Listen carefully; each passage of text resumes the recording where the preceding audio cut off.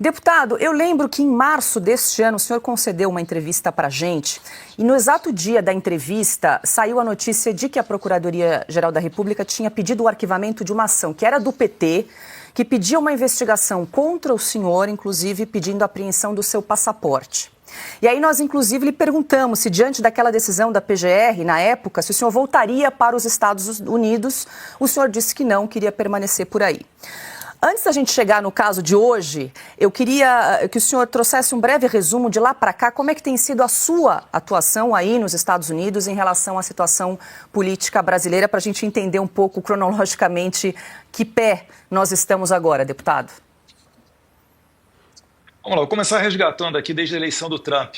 Quando o presidente Trump foi eleito nos Estados Unidos presidente, 5 de novembro do ano passado, vieram notícias na imprensa dizendo que os ministros estavam fazendo piada sobre a possibilidade de perder os seus respectivos vistos americanos para entrar nos Estados Unidos.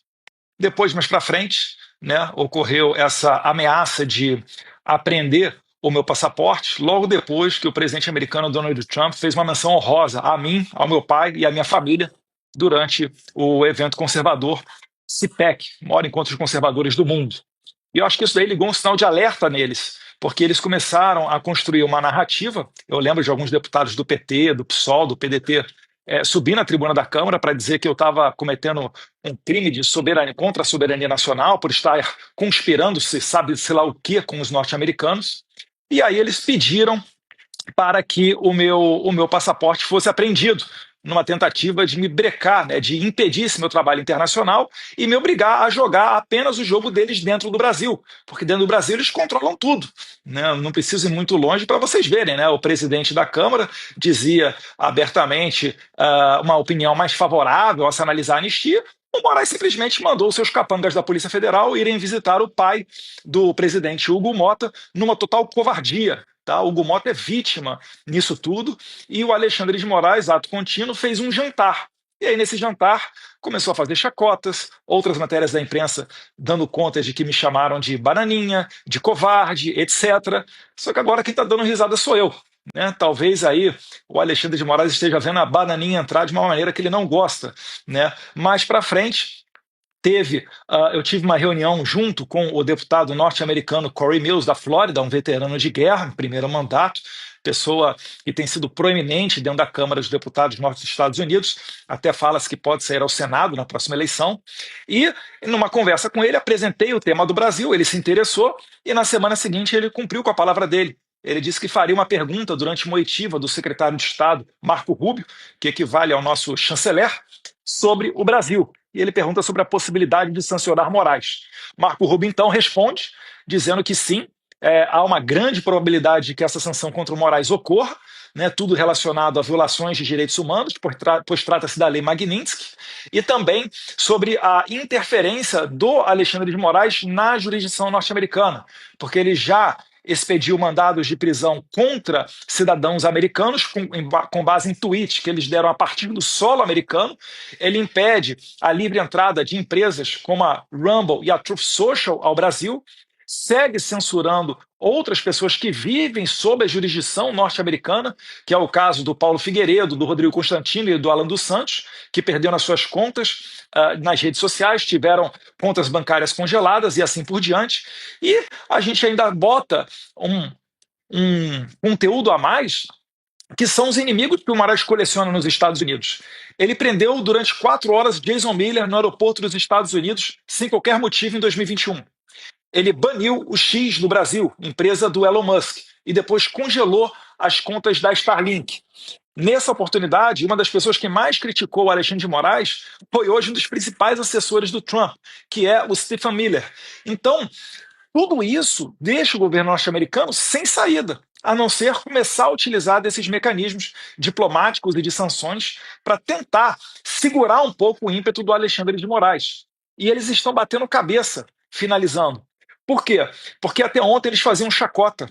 Eles acordaram quando o Marco Rubio disse que estava analisando e que há uma grande chance de se sancionar o Alexandre de Moraes. E a partir daí, eles começaram a tentar fazer alguma coisa. Só que eu vejo que já é tarde demais. Até porque hoje o Procurador-Geral da República jogou uma pá de cal em qualquer possibilidade do Trump não sancionar o Moraes. Porque o Procurador-Geral da República corrobora aquilo que nós sempre falamos, que o Brasil vive em estado de exceção, que o judiciário não segue as leis, ele segue o vento político. E o Trump sabe melhor do que ninguém desse tipo de coisa, porque ele sofreu na pele aquilo que os americanos chamam de lawfare, o ativismo judicial. Então, eu acho que, nesse contexto todo, a gente está muito próximo de que Alexandre de Moraes seja sancionado, bem como, sim, né, já vejo matérias da imprensa também dando conta disso, os escritórios de advocacia dos parentes e pessoas próximas do Alexandre de Moraes sejam também analisados pelo State Department para saber se são merecedores ou não dessas sanções. Perfeito, deputado. Deixa eu abrir aqui para mais perguntas dos nossos comentaristas. Silvio Navarro. Deputado, boa noite. Obrigado pela entrevista. Acho que ele não está ouvindo, ó, Paula. Ele está fazendo, acho que é um problema com o retorno dele. Agora sim. Agora sim. Então, deputado, boa noite mais uma vez. Obrigado pela entrevista. Eu vi uma postagem que o senhor fez agora há pouco no X, que chama a atenção e eu queria trazê-la aqui até para ouvi-lo. Justamente nesse ponto. Só falou assim, ó, quando arquivou o pedido para apreender o meu passaporte, lá em 18 de março, o PGR disse que a atividade era lícita, portanto, não havia nada errado, trocando em miúdos. Sigo fazendo o mesmo trabalho. Qual é o fato novo para agora ele dizer o seguinte: a investigação se deve a reiteradas condutas? O que aconteceu? Qual é a mudança? Eu estou repetindo a sua postagem justamente para que o senhor fale para todos os que estão nos acompanhando. É que eles acordaram agora, Silvio. Eles não é nem um caso deles quererem apenas me humilhar, me desdenhar, falar que eu sou covarde, que eu fugi para os Estados Unidos. É porque eles são arrogantes. Eles estão embebedados do seu próprio poder e isso não permitiu que eles enxergassem que, de fato, a gente estava fazendo um trabalho muito bom aqui nos Estados Unidos, levando a verdade para a Casa Branca. Não é um trabalho que eu faço sozinho, tem mais pessoas que me ajudam. Não vou ficar citando nomes aqui até para preservá-las, né? Mas você vê só, ele está dizendo que agora sim é válido abrir investigação. Eu vi o Lindbergh Farias, que o Lindbergh Farias é um dos arrolados para ser ouvido. Eu falei, calma aí. O Lindbergh Farias é aquele cara que entrou com um pedido para confiscar meu passaporte e ele disse que a minha atividade era legal. Agora mudou. Eu acho que a gente tem que entrevistar o Paulo Gonet para saber dele o que ele está entendendo que mudou nessa relação. E estão agora pressionando até o meu pai, talvez aí ensaiando uma prisão preventiva, falando que o Bolsonaro deve explicação, porque é o filho dele que está nos Estados Unidos e está sendo financiado por ele. Enfim, eles estão querendo criar uma narrativa de que eu estou aqui fora trabalhando apenas para beneficiar o Jair Bolsonaro, quando não é isso. Eu estou querendo corrigir uma injustiça e a gente sempre falou que o primeiro ponto é uma anistia ampla. Por que é uma anistia ampla? Porque não é só para as pessoas de 8 de janeiro. O Alexandre de Moraes perseguiu várias outras pessoas.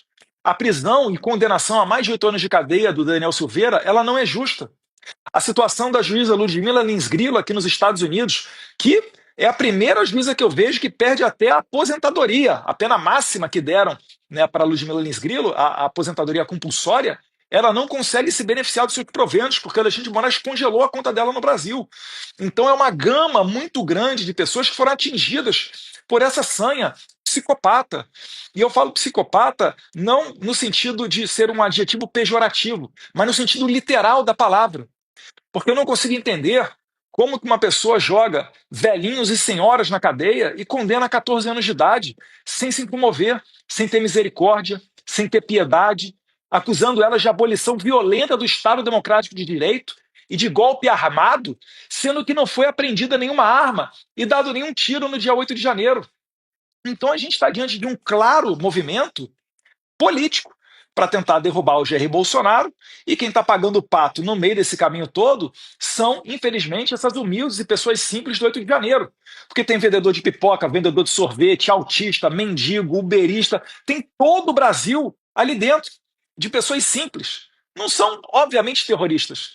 E o que eu faço aqui, de levar essa verdade para cá, de fato a gente choca as autoridades norte-americanas. Porque elas olham para isso e falam, meu Deus do céu, sabe? Como é que o Brasil está num ponto desse? Ninguém conseguia imaginar Porque isso daí é situação típica, né, de países de quinto mundo, né, de países pequenos, que vivem ditaduras e acontecem coisas lá que ninguém se importa, não com o Brasil, né, uma das maiores economias do mundo, um país que é metade da América do Sul, em termos de população e território.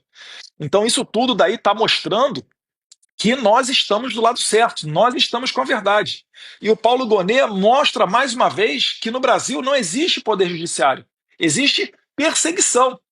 Até um mês atrás, o que era uma atividade ilícita, agora virou uma atividade quase que terrorista. Eles estão batendo cabeça, Silvio, porque eles não entenderam ainda a gravidade das consequências que eles vão sofrer. O último sancionado, eu acho que foi até alguém da América Central, se não me engano, da Nicarágua, o juiz sancionado pelos Estados Unidos, ele não pode ter uma conta de e-mail do Yahoo. Vocês têm noção que o Alexandre de Moraes ele não vai conseguir abrir uma conta no Uber? Que se ele for registrar o celular dele para dirigir no Waze, se bem que ele deve ter motorista, né? Ele não vai conseguir abrir o Waze, ter uma conta no Waze. É muito grave. Isso aqui é tratado com muita seriedade, que para eles é mais um. Ah, vamos calar a boca de mais um. Desde 2021 a gente está ali desmonetizando a Bárbara do Chatolizei, o Bernardo Kister, um monte de gente. Vamos aqui mandar essa empregada doméstica, cidadã americana também, vamos mandar um mandado de prisão preventiva contra ela, a Flávia Cordeiro. Acabaram de cair do cavalo, porque eles estão vendo que realmente está se aproximando uma consequência muito séria e não vamos permitir que eles façam, finalizando, a narrativa de que eu estou trabalhando contra os brasileiros. Não, eu estou trabalhando para colocar um freio em Moraes, Fábio Shor, os juízes dele, né? O Marco Antônio Vargas, o Ayrton Vieira. Essas pessoas têm que parar de fazer o que elas estão fazendo para que a gente volte a ter uma democracia normal. Isso daí sim é o meu objetivo. Agora, se o Lula for comprar a briga do Alexandre de Moraes e quiser mergulhar o Brasil numa aventura, correndo o risco de que o povo brasileiro inteiro seja sancionado, aí é culpa do Lula, não é culpa minha. Nunca trabalhei pela sanção dos brasileiros, trabalho pela sanção de Alexandre de Moraes, um claro violador de direitos humanos. Adalberto Piotto, deixa eu só registrar aqui, deputado, são 18 horas e 50 minutos, nós estamos ao vivo em Oeste Sem Filtro, mais de 125 mil telas simultâneas acompanhando o nosso programa. Também quero registrar quem nos acompanha pelas TVs e rádios em todo o Brasil acompanhando essa entrevista. Quero agradecê-lo mais uma vez a gentileza de conversar conosco. Eu vou passar agora para o Adalberto Piotto. Deputado, boa noite. Uma vez mais, bem-vindo aqui ao Oeste Sem Filtro. A minha pergunta é sobre uma explicação, uma tentativa de justificativa que o Supremo Tribunal Federal daria ou está tentando passar como uma narrativa que a aplicação eventual da lei Magnitsky contra o ministro Alexandre de Moraes, ou possivelmente contra o Paulo Gonet, ou mesmo o delegado Shor, seria um atentado à soberania brasileira. O senhor já explicou aí que os Estados Unidos estão investigando mandados de prisão, perseguição política, atentados contra a liberdade de expressão de cidadãos americanos, ou seja, direitos civis nos Estados Unidos são um assunto muito sério. Soberania americana é um assunto muito sério. Segurança interna, só para lembrar o caso, obviamente, do passaporte do Felipe Martins, é um assunto muito sério, num país que teve o 11 de setembro nem faz tanto tempo assim. Como é que o governo americano está vendo essa possível alegação brasileira, sobretudo do entorno do Supremo, de que seria um atentado à soberania brasileira, a aplicação da lei contra um ministro do Supremo? Eles devem ter ligado também o modo Nelson Piquet on, né? Porque faz muito tempo já que esses abusos ocorrem. Eu acho engraçado porque quando o ministro Barroso confessa publicamente de que, enquanto presidente do TSE, ele cooperou, pediu, na verdade, né, a intervenção de autoridades americanas na nossa eleição, ninguém considerou isso daí abuso, né? Ninguém considerou isso daí interferência. Quando a esquerda saiu pelo mundo afora gritando Lula livre, falando que ele era vítima de uma perseguição e etc., pelo Poder Judiciário brasileiro, ninguém considerou isso aí interferência. Então, como é que o meu trabalho aqui pode ser considerado interferência? Eu não consigo ver, né, que o governo Trump volte atrás naquilo que disse o secretário de Estado Marco Rubio, onde provavelmente o Alexandre de Moraes ele será sancionado. E eu acho, inclusive, que ele vai ser sancionado a título de dar o exemplo, uma punição exemplar, para desencorajar outras pessoas a fazerem o mesmo tipo de coisa contra empresas americanas ou invadir a jurisdição norte-americana ou mesmo violar direitos humanos.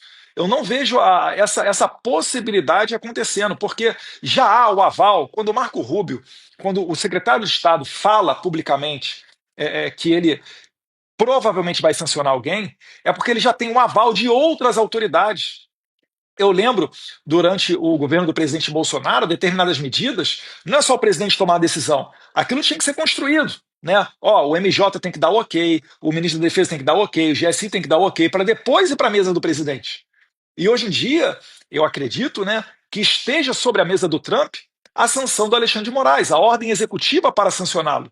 Então eu vejo que há muito pouco espaço, para não dizer quase nenhum, ainda mais depois do dia de hoje, onde eu ainda tenho que postar o vídeo em inglês que eu fiz e vou mandar para todas as autoridades americanas que eu conheço, dando conta de que o Procurador-Geral da República agora acaba de mudar de versão e dizer que eu mereço ser investigado, né, que eu mereço talvez ser punido, condenado a mais de 12 anos de cadeia por abolição violenta do Estado Democrático de Direito. Eu realmente estou vendo que cada vez mais o STF não, né, porque não são todos, o Alexandre de Moraes e a sua equipe vai se desesperar. E agora, eu acho que, com a clareza de que esse momento se aproxima, os policiais federais que, porventura, venham a cumprir os mandados do Alexandre de Moraes ou do Paulo Gonet para achacar, para extorquir, para extorsionar Jair Bolsonaro ou qualquer outro tipo de pessoa, vocês saibam que vocês também vão entrar na mira aqui dos norte-americanos. Olha, nós chegamos já a 130 mil telas simultâneas acompanhando essa entrevista. Deputado, quero agradecer muito a gentileza. Pedir aqui um like para quem está nos acompanhando nesta entrevista. Também lembrando sempre de quem está conosco pelas TVs e rádios em todo o Brasil. Augusto Nunes também tem uma pergunta para o deputado Eduardo Bolsonaro. Deputado, boa noite. Muito obrigado pela entrevista. Eu queria saber o seguinte, essas decisões que levam à aplicação de sanções contra autoridades brasileiras que cometem esses abusos costumam ser demoradas ou não? Não compreendi a pergunta. Eles demoram. O que pode acontecer? Essas sanções aplicadas pelo governo americano. Esse tipo de decisão que permite a aplicação dessas sanções costuma ser demorado, não? Olha, depende caso a caso, Augusto.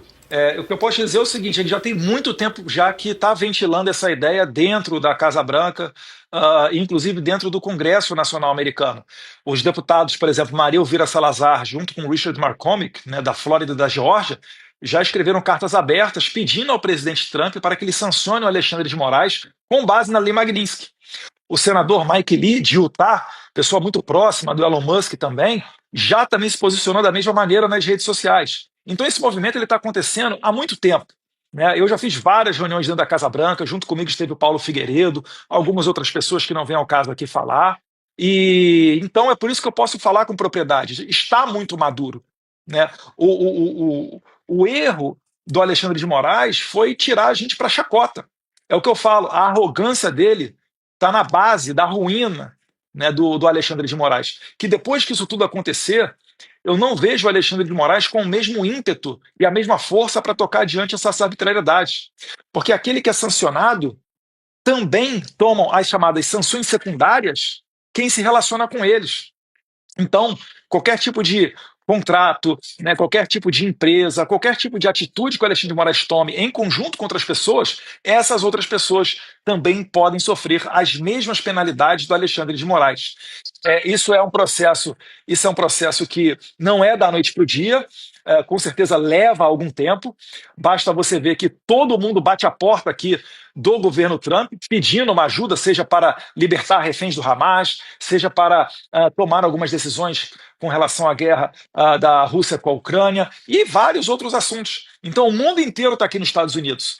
Eles certamente não agiram antes porque eles estão envolvidos em vários conflitos pelo mundo. Mas, graças a Deus, nós conseguimos conquistar esse espaço para que seja dada uma atenção ao caso brasileiro e também chamando a atenção que existe muito interesse americano sendo violado.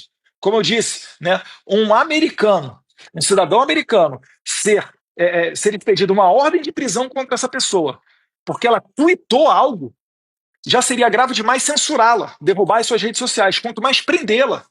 Então o americano ele está olhando, ele está, como é que é isso daí? É isso mesmo? E a gente fala, é isso mesmo, e não precisa acreditar na gente, não. Olha aqui, matérias da imprensa, olha aqui, depoimentos, audiências públicas dentro do Congresso Brasileiro e etc. Então, esse é o caldo todo que está botando adiante as sanções contra o Moraes. E na contrapartida, eles estão querendo dar a narrativa de que eu sou uma pessoa trabalhando para beneficiar exclusivamente o meu pai, o Jair Bolsonaro. Talvez querendo ensaiar uma prisão preventiva contra o presidente Bolsonaro. Vamos ver aí. Eu acho que se eles forem por esse caminho, dobrar a aposta mais uma vez, isso vai complicar ainda mais o caso deles. Deputado, uma informação que saiu agora há pouco, o líder do PT na Câmara, o Lindbergh Farias, disse que vai acionar o Conselho de Ética para pedir a cassação do seu mandato. Como é que o senhor vê esse pedido e se o senhor acha que tem aí alguma chance de prosperar na Câmara? Não tem a menor possibilidade deles me intimidarem. Eu não. Eu já vim aqui para os Estados Unidos, eles falam que. Eu vi uma grande emissora dizendo que eu sou uma pessoa pormenor, né, que não deveria se dar tanta atenção a mim, que eu vim para os Estados Unidos como deputado licenciado, isso não deveria gerar tanta preocupação, e que eu estaria usufruindo dessa plataforma, né, de toda a estrutura que eu tenho, para fazer uma propaganda contra o Brasil. Eu gostaria só de perguntar que estrutura que é essa, né? Que eu sou um deputado licenciado, eu perdi o meu salário, eu perdi os holofotes da tribuna da Câmara, eu perdi participação em comissão, eu perdi poder de voto. Então, quando eu deixo tudo isso de lado, eles já deveriam saber que um processo no Conselho de Ética, pelo amor de Deus, se eles estão achando que vão me pressionar, que eles vão me caçar, podem me caçar, Lindbergh Farias. Eu aceito, inclusive, um debate ao vivo com você, com Vossa Excelência, né? Porque não tem como eu retornar atrás. Vocês podem apelar para o que for. Isso só vai aumentar o tamanho da ação que a gente pode implementar contra vocês a partir daqui. Né, que eu acredito, não falo pelo governo americano, né, mas que eu acredito, conhecendo, acompanhando um pouquinho, né, o estilo do presidente Trump, eu acho que isso aí só vai piorar o problema para eles. Porque vejam só, imaginemos o seguinte pensamento absurdo. Imagina que o Trump chegue lá e contradiga todas as autoridades americanas e diga o seguinte: não, o Alexandre de Moraes não é merecedor de sanção. O que ele fez com o Elon Musk está certo, prendeu o Jason Miller está certo, chutar a Truth Social, a Rumble do Brasil está certo, enfim, cancelar o passaporte de Rodrigo Constantino, Alan dos Santos e Paulo Figueiredo está certo, e inclusive agora está certo mandar o Eduardo Bolsonaro voltar para o Brasil e responder a 12 anos de cadeia, porque ele estava muito colado aqui com autoridades americanas aqui, pessoas que eu conheço. Isso não vai acontecer. Isso não vai acontecer. É muito mais provável que seja cumprida a palavra, o prognóstico do secretário Marco Rubio, e que ele seja sancionado. E, de fato, ao que parece, os escritórios de advocacia das esposas, né, do Alexandre de Moraes e de outros familiares, pessoas próximas, eles também estão sendo mapeados. Não existe bobo nesse jogo. Ninguém entra numa aventura. Ai, é o filho do Bolsonaro, gosto muito do Bolsonaro. Vamos ouvi-lo e o que ele tem a dizer e vamos fazer o que ele está dizendo. Não é assim que a banda toca. A gente apresenta prova, a gente apresenta relatório, a gente faz reunião, a gente vai de um lado, vai de outro, pega a opinião de um, opinião de outro. E foi quase que unânime todas as pessoas com quem a gente conversou aqui nos Estados Unidos ficarem perplexas com a atual situação da democracia brasileira. Vai acabar aquele tempo em que eles podiam fazer o que eles bem entenderem. Porque eu tenho certeza que autoridades brasileiras podem ainda virar esse jogo na medida em que olharem para o lado e imaginarem que aquele caminho do Alexandre de Moraes, se for seguido por elas também, elas vão ter o mesmo destino. E ninguém quer ter conta bloqueada, a impossibilidade de abrir uma conta bancária, a impossibilidade de ter uma conta no e-mail do Yahoo. Ninguém quer isso para si. Então o que a gente está pedindo é apenas a volta da normalidade no Brasil. Se for necessário, né, a gente sancionar essas autoridades violadoras, a gente vai trabalhar para isso. Espero que o governo americano continue nos ouvindo. E Deus queira a gente esteja diante de dias melhores no Brasil. O deputado, falando sobre a sua licença parlamentar que vai até o final de julho, o senhor vai voltar ao Brasil? Essa é uma pergunta que, para responder, depende de vários fatores. Eu só posso retornar ao Brasil quando Alexandre de Moraes não estiver mais tão fortalecido. Senão, eu volto para aí e fico debaixo do cabresto dele. Ele vai continuar me ameaçando, a depender do que eu faça. É o que ele faz. O Alexandre de Moraes ele tem tido uma atividade mafiosa perante, né, ocupando a cadeira do Supremo Tribunal Federal. Que história é essa? Ele manda a Polícia Federal ir na casa do prefeito, pai do presidente da Câmara, Hugo Mota. E aí o Hugo Mota, poxa, fica numa situação delicada. Ele chega e interroga o Mauro Cid, quando está escrito na lei aprovada pelo Congresso Nacional de que o juiz não pode participar da delação premiada da testemunha. Está dizendo lá, né, que ele não pode coagir as testemunhas. Olha o que ele fez com o Aldo Rebelo essa semana. Olha o que ele fez com o general Gomes Freire. Não tem muita diferença você imaginar que uma pessoa do PCC ou do CV, se tivesse sentado na cadeira de ministro do STF, teria uma conduta semelhante ao do Alexandre de Moraes. Será que os pares dele não estão vendo isso? Será que as pessoas no entorno dele não estão vendo isso? Eu até não ficaria surpreso se o PGR tenha colocado adiante esse inquérito contra mim, pressionado pelo Alexandre de Moraes. Porque, de fato, ele não tem limites. E quem é também um dos coautores e comparsas disso tudo é o Rodrigo Pacheco, ex-presidente do Senado, que não pautou nenhum dos diversos pedidos de impeachment para cessar com esses inquéritos absurdos. A gente tem que acabar com esses inquéritos. A gente tem que anistiar as pessoas do 8 de janeiro e até outras mais. Tem que ser dada a oportunidade para o Congresso ter o seu livre desenrolar das suas atividades, a harmonia entre os poderes, poxa. Eu, Cabo Gilberto e Marcel Van Hatten, 3 deputados federais investigados pela Polícia Federal por crimes contra a honra cometidos a partir da tribuna da Câmara dos Deputados. Será que eles acham mesmo que a gente vai assistir isso tudo calado? Que não vão se levantar pessoas para trabalhar, para quebrar a cabeça e ver como é que a gente pode parar elas? Eu não vou parar. Podem caçar meu mandato, podem caçar meu salário, podem me condenar no Brasil. Vocês só estão dando mais força e sedimentando a minha condição de perseguido político. Deputado, mas na sua resposta o senhor disse que vai depender também de como está o poder de Alexandre de Moraes para o senhor decidir se volta ou não ao Brasil. Mas então está na mesa também a possibilidade do senhor renunciar ao mandato de deputado federal? Sim, está na mesa. O meu objetivo, minha pauta prioritária, na verdade única aqui nos Estados Unidos, é sancionar o Alexandre de Moraes para colocar um freio no pior ditador que a minha geração já viu. Se isso daí não ocorrer, vou ficar eternamente aqui nos Estados Unidos. Adalberto Piotto, tem mais uma pergunta para o deputado? Então, rapidamente, Paula. Deputado, no regramento da Câmara, o senhor teria que voltar agora até o mês de julho? Ou isso pode ser estendido para, eventualmente, o senhor avaliar o cenário se o senhor teria condições ou não de voltar? Eu não conheço uma maneira de estender essa licença. A licença que eu peguei de 120 dias é aquela licença que normalmente o deputado tira para concorrer à prefeitura da sua cidade, mais ou menos nesse tipo de coisa. É para tratar de assuntos privados sem remuneração, né, sem salário. Se há uma maneira de estendê-la, não sei, pode ser que sim. Mas, se não houver, eu já adianto, sem constrangimento. As pessoas que votaram em mim já entenderam muito bem, me apoiam no meu trabalho aqui, que é um trabalho muito importante. Eu acho que a principal pauta hoje da Câmara, para que você volte até a poder debater os projetos de interesse da nação, é você segurar o STF. Não adianta nada o Congresso hoje em dia debater, às vezes até conseguir aprovar uma lei boa, e aí vai um partido qualquer, um partideco, entra no STF e derruba a lei. Isso daí não é democracia em lugar nenhum no mundo. Existe uma disfunção nesse organismo chamado Brasil ocorrendo há muito tempo. A gente não pode permitir que isso tudo daí aconteça.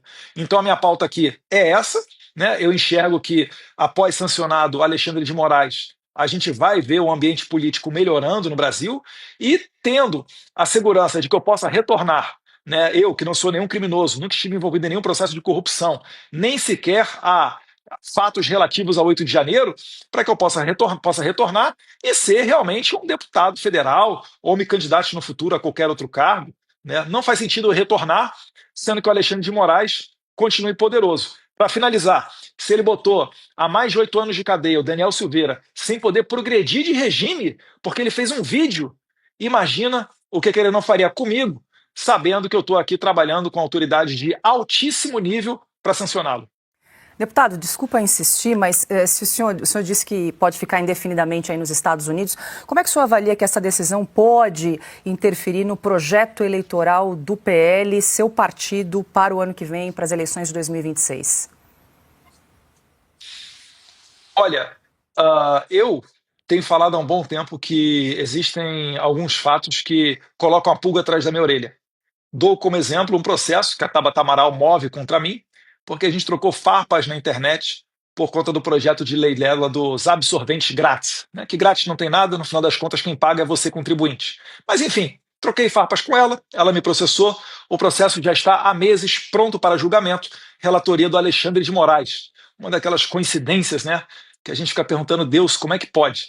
Mas enfim, eu acho que o Alexandre de Moraes não está julgando esse processo porque ele espera um momento oportuno, seria mais próximo da eleição de 2026, para julgá-lo. Por quê? Porque crimes contra a honra dão penas baixas, dão apenas alguns meses de detenção, que sempre são convertidos numa cesta básica ou prestação de serviço à comunidade. Só que, durante esses meses de condenação, eu perderia os meus direitos políticos.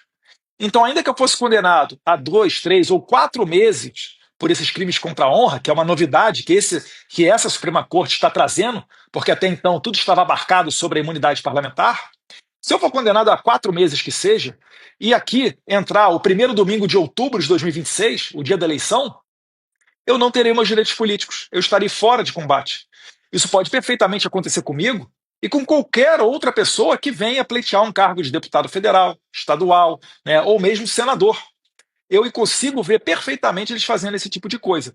Então, para assegurar de que isso não vai ocorrer, a gente tem que enfraquecer o Alexandre de Moraes. O sonho é ver o Alexandre de Moraes fora da Suprema Corte, indo cuidar da vida dele, indo ser professor, indo ser embaixador em outro país, qualquer outra coisa que seja, mas não interferindo da maneira que ele tem sido feito, que ele tem feito, né, recentemente na história do Brasil. Então vamos ver as cenas dos próximos capítulos. Se for necessário, eu abdico do meu cargo para continuar nesse projeto aqui nos Estados Unidos, mas o meu desejo é que eu consiga trazer essa atmosfera saudável de volta, de harmonia entre os poderes, para poder voltar ao Brasil e exercer a atividade de deputado federal. Deputado, eu quero agradecer mais uma vez a gentileza de conversar conosco ao vivo em Oeste Sem Filtro. São mais de 136 mil telas acompanhando essa entrevista. Um bom trabalho para o senhor. Mais uma vez, obrigada. Até uma próxima. Até a próxima. Agradeço a vocês e podem ter certeza. Eu não estou usando aqui da minha criatividade para levar adiante as verdades. Aqui a gente trabalha com fatos. Não existe qualquer tipo de intenção de beneficiar apenas o Jair Bolsonaro. A primeira pessoa que eu penso quando eu estou trabalhando aqui fora são as pessoas simples condenadas no 8 de janeiro. Eu me coloco no lugar delas. Eu acho que todo cristão faz essa atividade de se colocar no lugar do outro. Só os psicopatas que não fazem. E por isso que a gente às vezes não consegue entender como que essas pessoas não têm misericórdia e não têm piedade de encarcerar essas pessoas e levar à destruição de famílias por todo o Brasil. Deus ilumine o nosso trabalho. Muito obrigado.